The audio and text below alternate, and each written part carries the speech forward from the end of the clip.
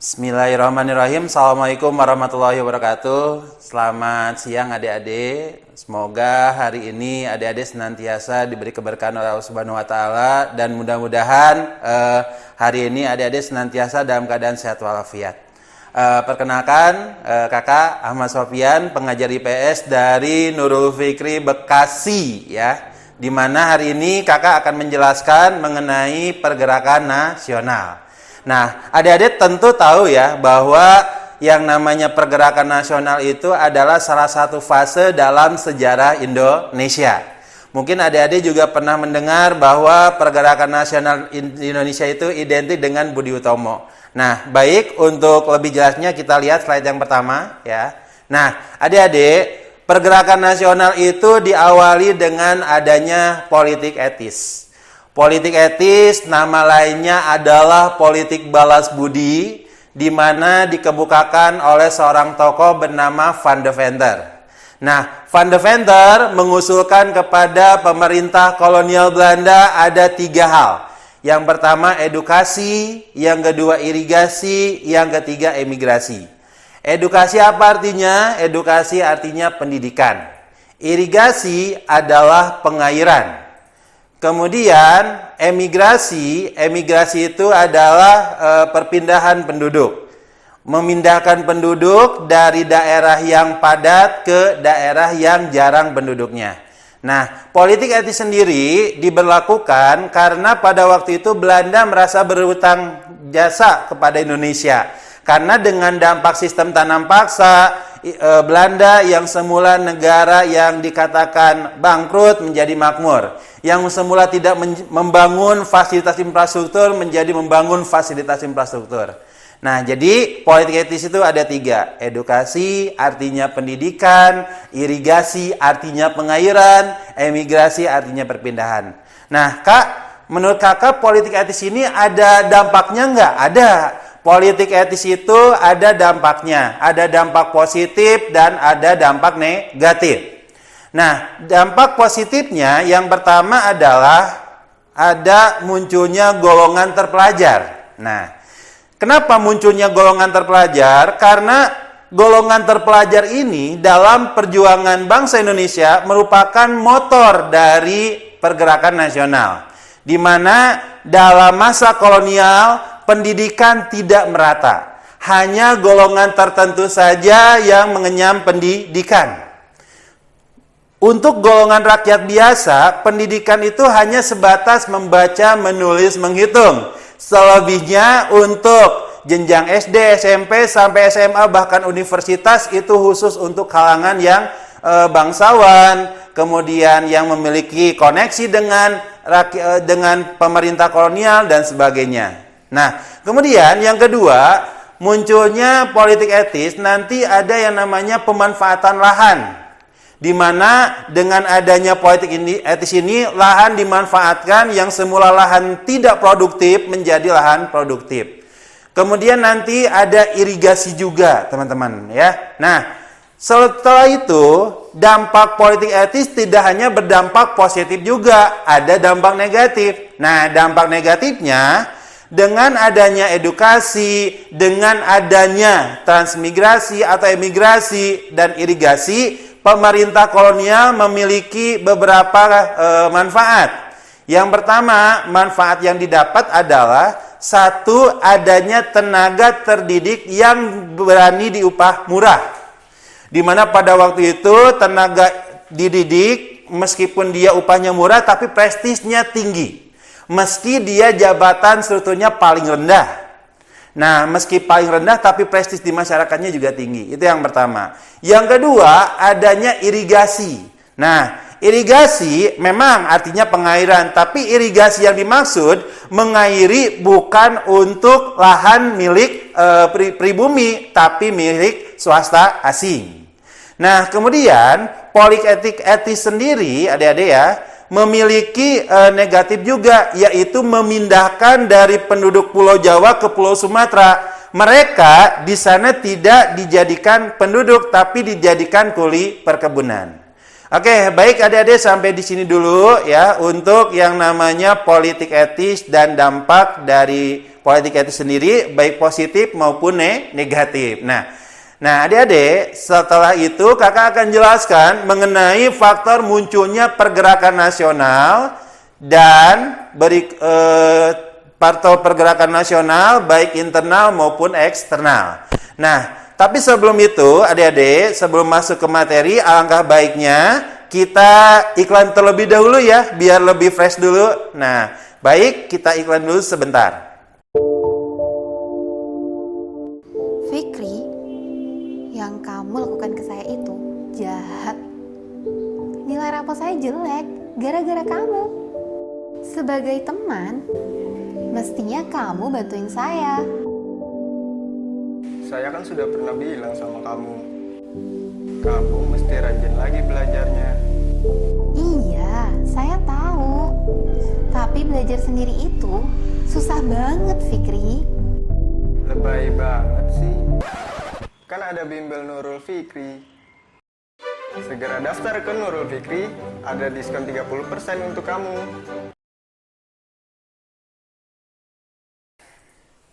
Baik adik-adik, setelah iklan yang lewat ini, kakak akan lanjutkan lagi mengenai pergerakan nasional. Ya, diminta pergerakan nasional itu faktor munculnya dibagi dua, ada faktor dari dalam dan ada faktor dari luar. Nah, faktor dari dalam nanti ada beberapa hal. Yang pertama ada yang disebut munculnya golongan terpelajar. Nah, golongan terpelajar sendiri, adik-adik, nanti menjadi motor gerakan ya. Tercatat ada beberapa tokoh dari bangsa kita yang mengenyam pendidikan sampai jenjang yang paling tinggi. Karena kita ketahui bahwa pada masa kolonial Belanda, pendidikan itu tidak merata. Hanya golongan tertentu saja untuk yang namanya mengenyam golongan pendidikan yang tinggi. Sedangkan rakyat biasa itu hanya terbatas. Nah, kemudian selain adanya golongan terpelajar, yang kedua dari pergerakan nasional, faktor internal yang kedua adalah kenangan akan kejayaan masa lalu. Indonesia pernah berjaya pada masa dua kerajaan, yaitu Kerajaan Sriwijaya dan Kerajaan Majapahit. Perlu diketahui adik-adik, ketika masa Sriwijaya, masa Majapahit, Indonesia pernah dipuja dan dipuji oleh bangsa lain. Bahkan namanya harum sampai ke luar negeri. Itu yang kedua. Yang ketiga, karena kolonialisme yang dilakukan oleh bangsa Belanda. Nah, itu faktor dari dalam. Sedangkan faktor dari luar itu ada beberapa hal. Yang pertama, yaitu kemenangan Jepang atas Rusia tahun 1905. Yang membangkitkan harga diri dari bangsa Asia sendiri. Yang semula diremehkan oleh bangsa Eropa, kemudian menjadi bangsa yang diperhitungkan. Yang kedua, karena paham nasionalisme. Apa itu paham nasionalisme, adik-adik? Paham nasionalisme itu adalah paham kebangsaan, rela berkorban demi nusa dan bangsa, dan paham di mana mengedepankan bangsa di atas segala-galanya. Kemudian yang ketiga, faktor eksternal yang ketiga adalah yaitu gerakan nasionalisme atau melawan penjajah dari bangsa-bangsa Asia dan Afrika, meliputi Cina, meliputi Filipina, India, kemudian Mesir, dan lain-lain. Nah, itu ya adik-adik faktor munculnya pergerakan nasional, internal dan eksternal. Baik, kita lanjut ke berikutnya. Nah, Kak, memang menurut kakak pergerakan nasional dengan pada zaman dulu ada perbedaan nggak mengenai taktik perjuangannya? Ada. Pada kita masuk yang pertama dulu ya adik-adik ya, sebelum 1908. Perlu kita tahu bahwa sebelum 1908 itu ciri yang pertama adalah bersifat kedaerahan. Di mana pada waktu itu hanya mengusir penjajah dari daerahnya masing-masing. Nah, berkat semangat kedaerahan ini tidak ada persatuan dan kesatuan sehingga mudah dibaca oleh kolonial Belanda. Itu yang pertama. Yang kedua, bergantung pada karisma pemimpin. Dengan kata lain, ketika pemimpin masih bersama, kemudian masih hidup, perlawanan sangat menyulitkan pemerintah kolonial Belanda. Tapi setelah itu perlawanan kemudian mengendor setelah pemimpinnya sakit, kemudian setelah meninggal dan ditangkap oleh Belanda. Itu. Kemudian yang ketiga, menggunakan taktik yang tradisional sehingga mudah dibaca oleh Belanda. Nah, itu sebelum 1908. Setelah 1908, taktiknya itu tidak seperti dulu, sudah modern. Yang pertama, terorganisir. Yang kedua, menggunakan pola pikir, tidak dengan otot, tapi pola pikir. Yang ketiga, lebih cenderung apa? Lebih cenderung visioner. Ada tujuannya, yaitu apa? Indonesia merdeka. Sehingga bisa dibayangkan bagaimana perjuangan dulu 1908 dan setelahnya itu terjadi perbedaan yang cukup signifikan. Nah, baik sampai sini dulu adik-adik untuk taktik perjuangan. Ada yang tanyakan? Kalau tidak ada, kita lanjut berikutnya. Nah, kita mulai ke organisasi yang pertama.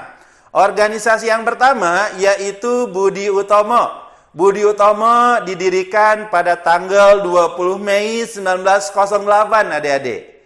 Mungkin adik-adik juga mengenal bahwa yang namanya Budi Utomo itu adalah organisasi pergerakan nasional pertama. Dan 20 Mei diperingati sebagai Hari Kebangkitan Nasional. Nah, perlu adik-adik ketahui bahwa Budi Utomo itu ada beberapa tokoh penting. Ada Dr. Sutomo, itu yang pertama. Yang kedua Wahidin Sudirohusodo, dan lain-lain. Nah, perlu adik-adik ketahui beberapa keunggulan dari Budi Utomo, salah satunya adalah selain organisasi pergerakan nasional pertama, Budi Utomo itu didirikan oleh mahasiswa kedokteran. Nah, yang dulu namanya Stovia atau Sekolah Kedokteran Pribumi, yang sekarang menjadi cikal bakal FKUI adik-adik. Nah, kemudian latar belakangnya karena pada waktu itu Wahidin Sudirohusodo merasa prihatin kenapa rakyat pribumi tidak diberi kesempatan untuk mengenyam pendidikan. Makanya Wahidin Sudirohusodo berkeliling Pulau Jawa untuk mencari beasiswa agar priai Jawa bisa mengenyam pendidikan. Nah, Budi Utomo sendiri adik-adik selain itu mengenal ada istilahnya itu, Budi Utomo sangat dikenal oleh bangsa Indonesia sebagai organisasi pertama. Nah, kemudian perlu kita tahu juga bahwa Budi Utomo itu nanti ada beberapa hal, ada moderat dan tradisional. Nah, kita lanjut berikutnya ya, setelah Budi Utomo masuk ke slide berikutnya. Oke, baik. Yang berikutnya adik-adik, setelah Budi Utomo nanti ada beberapa hal. Nah, Budi Utomo nanti ada organisasi yang kedua yaitu Sarekat Islam. Nah, Sarekat Islam nanti awalnya itu kalau kita tarik ke belakang, Sarekat Islam awalnya adalah Sarekat Dagang Islam yang didirikan oleh Haji Samanhudi yang memiliki visi yaitu melindungi pengusaha priai Jawa waktu itu. Karena pada waktu itu pengusaha priai Jawa yang beragama Islam tertinggal jauh dengan pengusaha yang lain. Nah, ternyata animo masyarakat terhadap Sarekat Dagang Islam berkembang dan dalam kelamaan kemudian berkembang jadi Sarekat Islam. Tercatat ada beberapa tokoh yang menjadi tokoh yang berpengaruh. Yang pertama ada Hos Cokro Abinoto, itu yang pertama. Yang kedua Abdul Muiz, yang ketiga Haji Agus Salim.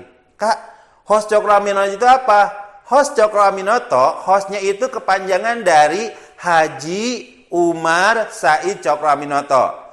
Kemudian yang kedua ada Abdul Muiz, yang ketiga adalah Agus Salim. Nah, tiga tokoh ini yang menyebabkan Sarekat Islam itu berkembang pesat, adik-adik. Nah, perlu dicatat, sejarah mencatat bahwa Sarekat Islam itu memiliki kurang lebih anggota 2 juta orang.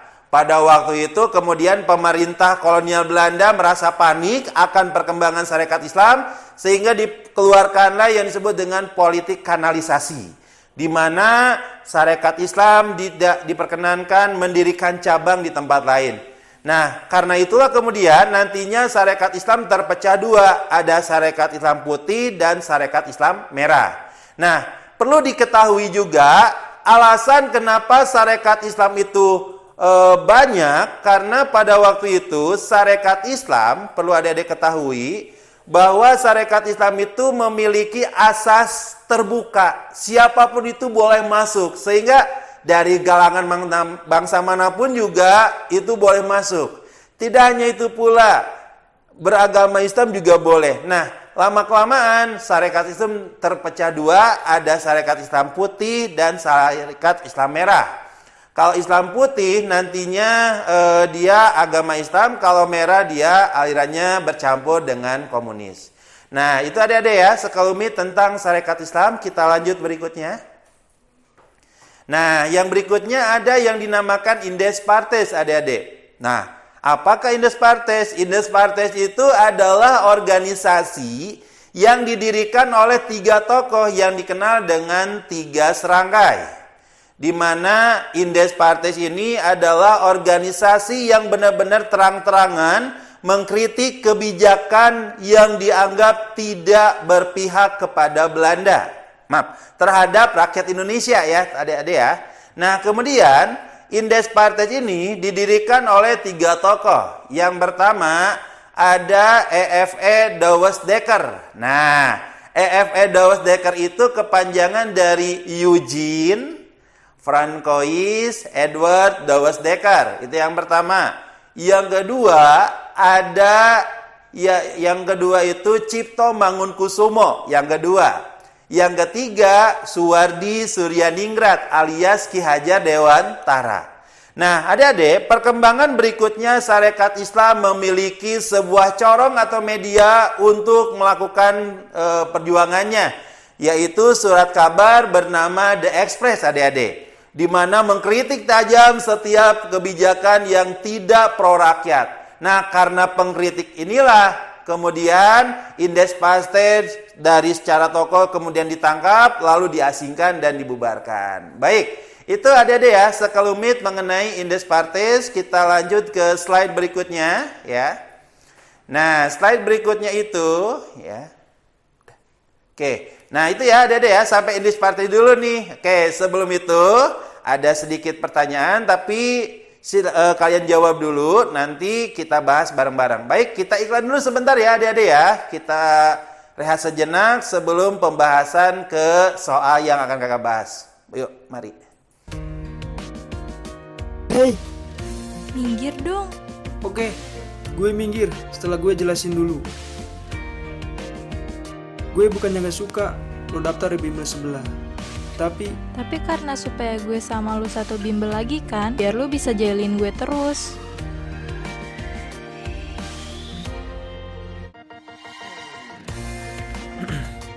gue emang suka jahilin elu. Tapi kali ini gue serius, nyaranin lo untuk pilih bimbel. Nyaranin gue masuk bimbel? Gak perlu. Lagi pula, gue udah daftar di bimbel sebelah. Udah isi formulir juga. Tinggal bayar aja. Iya mas. Halo, dengan Dek Aulia. Ini saya mau.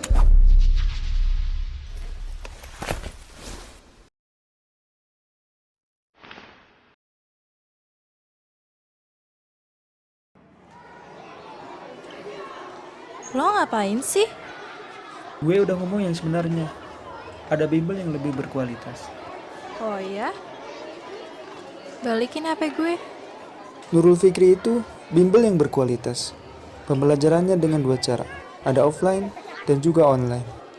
Ditambah lagi dengan konsultasi gratis terjadwal. Percaya deh sama gue. Kenapa gue harus percaya sama lo? Lo kan suka iseng. Sini balikin HP gue. Ini kode referral gue. Dengan ini, lo bakalan dapat diskon ketika daftar di Nurul Fikri. Di Nurul Fikri, ada aplikasi NF Juara. Di situ, lo bakalan belajar banyak.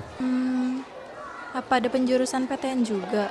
Pastinya, apalagi sekarang lagi ada diskon 30%. Lo pasti gak bakalan nyesel. Menarik juga. Apa benar semua kelebihan itu masih dikasih diskon 30%? Gak usah banyak tanya. Yuk, sekarang ke NF. HP gue.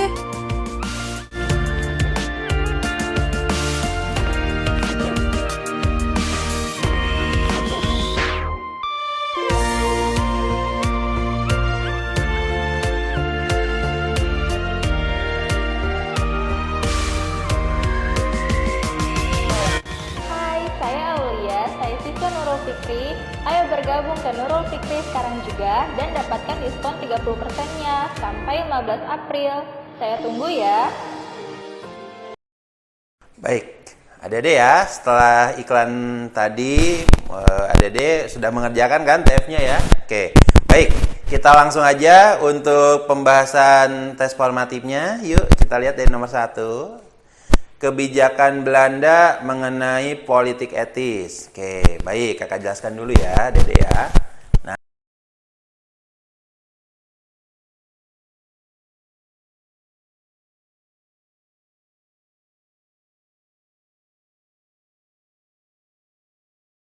Kedua ada irigasi, yang ketiga ada emigrasi. Nah, kita tahu politik etis itu nanti yang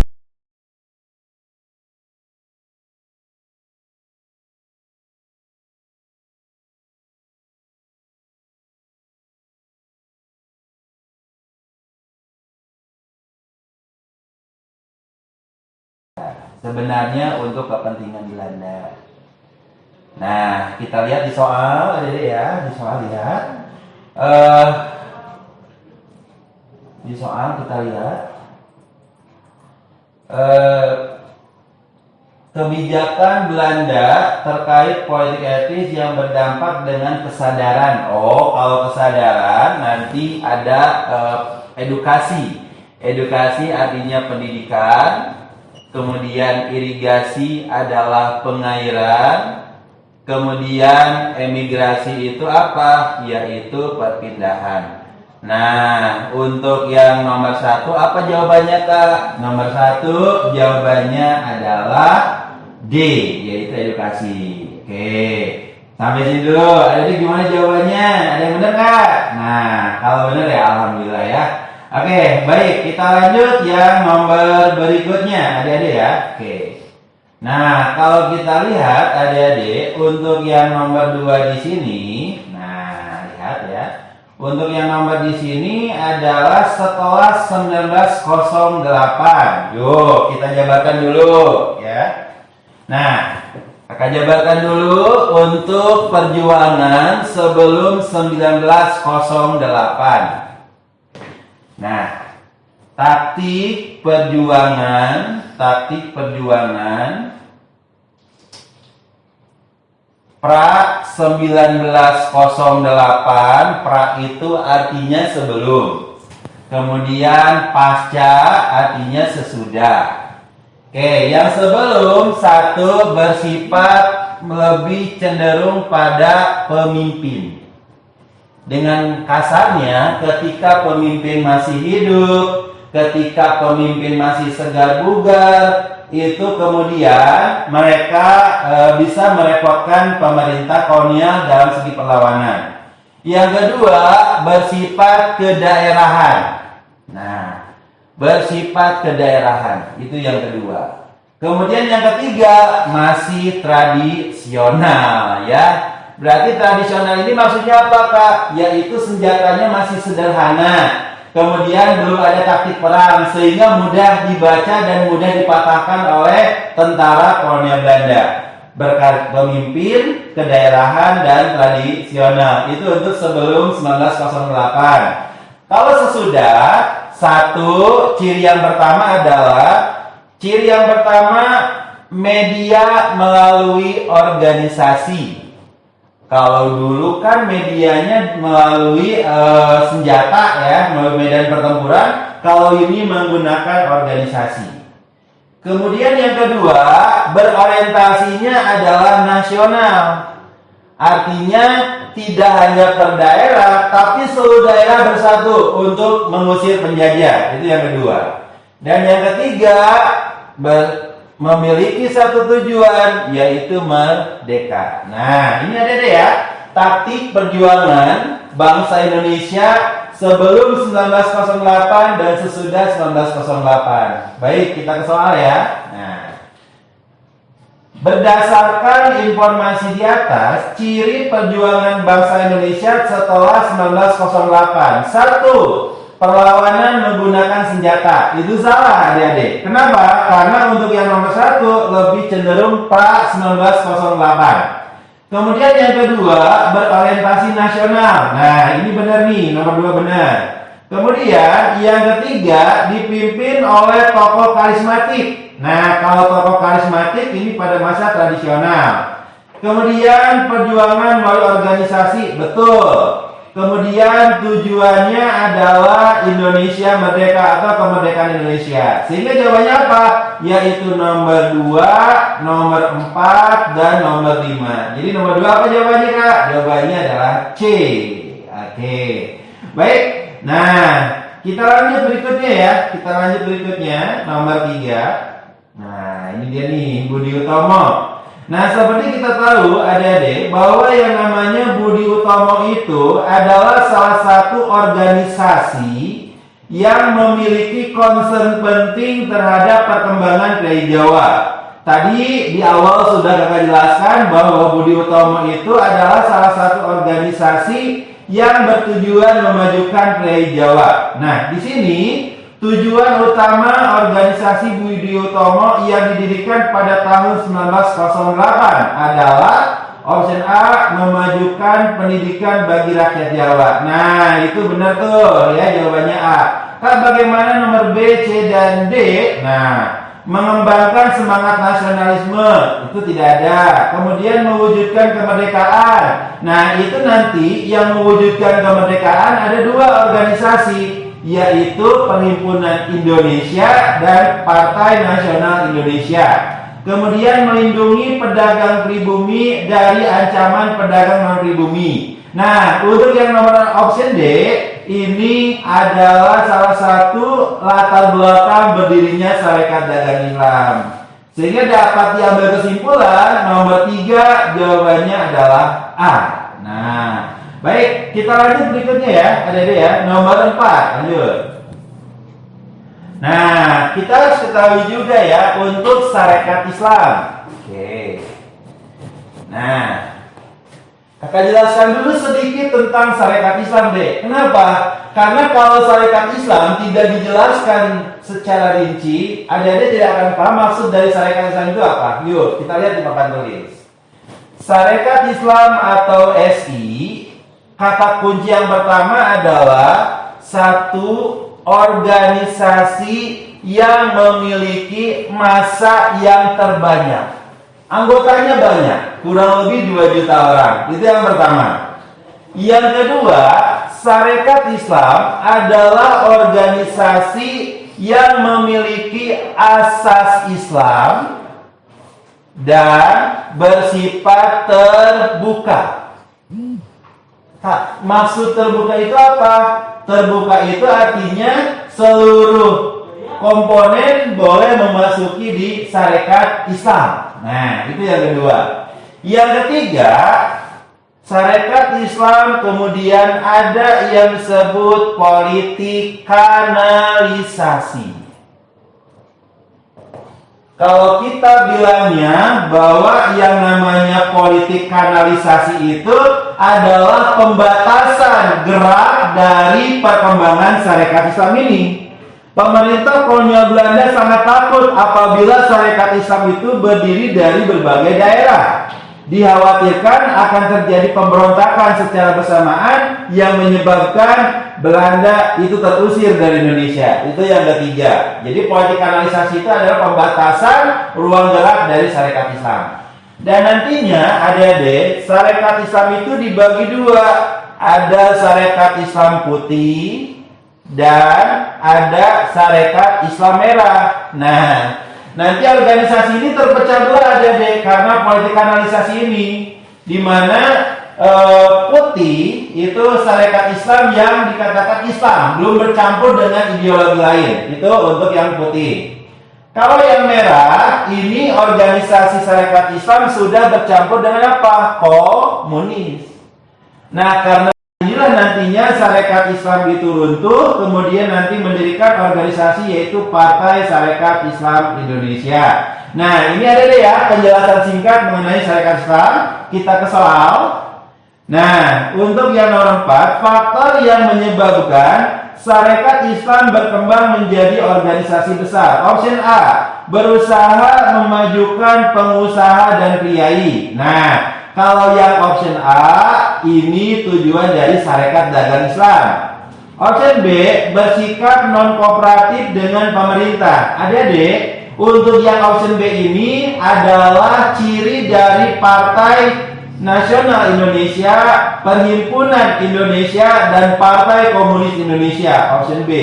Option C, fokus di bidang pendidikan. Nah, kalau di bidang pendidikan sosial ini organisasi bernama Muhammadiyah. Dan option D itu jawabannya. Bagaimana nih? Ada yang benar kan nih? Alhamdulillah ada yang benar. Baik adik-adik, kita iklan dulu sejenak ya adik-adik ya. Iklan dulu sejenak sebelum kita lanjut ke yang nomor berikutnya. Biar kita lihat dulu ya. Oke.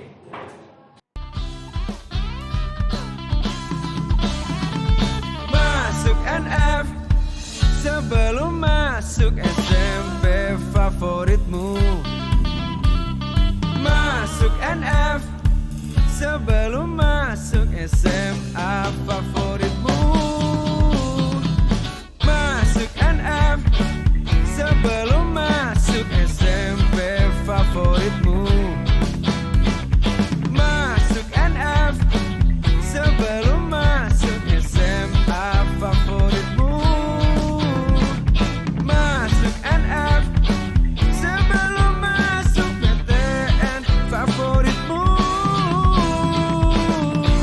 Nurul Fikri mendidik diri, mendidik generasi baru.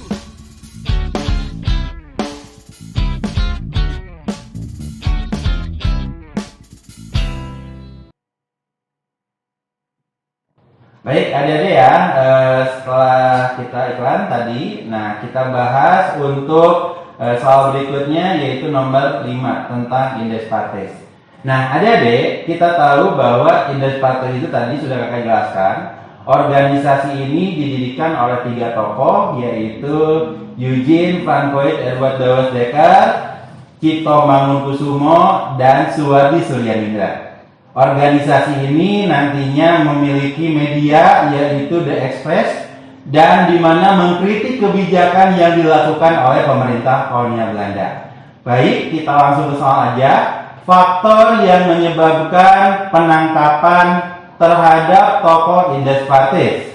Nah, di mana jawabannya apa Kak? Jawabannya adalah B, mengkritik Belanda. Nah, itu ya jawabannya. Ya, kalau option A apa Kak? Aktif dalam perjuangan melawan kolonialisme di luar negeri. Salah, itu nanti Perhimpunan Indonesia. Yang kedua itu jawabannya. Yang ketiga, mendirikan sekolah khusus pribumi. Nah, itu tidak ada. Dan melakukan aksi pemberontakan. Nah, pemberontakan itu nanti oleh PKI ya.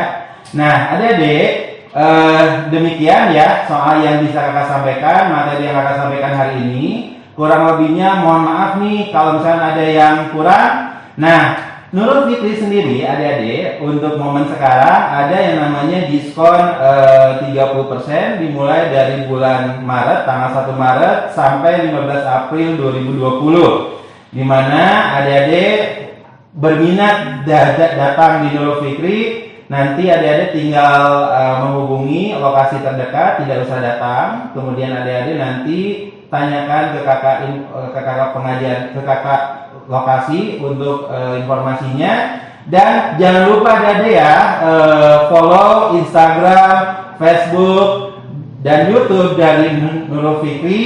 Jangan lupa like dan subscribe-nya. Demikian yang bisa saya sampaikan hari ini. Kurang lebihnya mohon maaf apabila ada kesalahan. Wabillahi taufiq wal hidayah. Wassalamualaikum warahmatullahi wabarakatuh.